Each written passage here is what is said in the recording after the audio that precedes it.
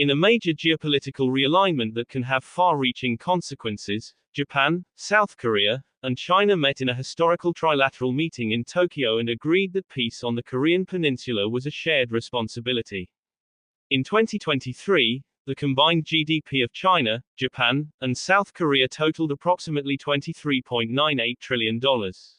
China lead with $17.79 trillion, next is Japan with $4.20 trillion and South Korea with $1.95 trillion annual GDP. The meeting comes amid heightened tensions on the Korean peninsula. North Korea, a close ally of China, said on March 21 that it test-launched new anti-aircraft missiles, as its military threatened unspecified grave steps against the US and South Korea over the joint military drills. Incidentally, this was North Korea's sixth weapons testing activity this year and occurred on the same day that the US and South Korean militaries concluded their annual Freedom Shield command post exercise. This trilateral meeting was more significant of its nature. Japan and South Korea are the close allies of USA and North Korea is closer ally to China and Russia. China showed disapproval to North Korea when they sent troops to help Russians in Ukraine.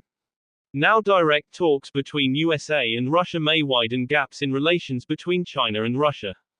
The rare trilateral meeting in Seoul also comes at a time when North Korea is getting increasingly close to Russia.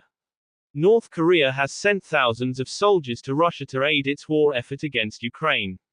In return, there are apprehensions that Russia can help North Korea with its missile development program.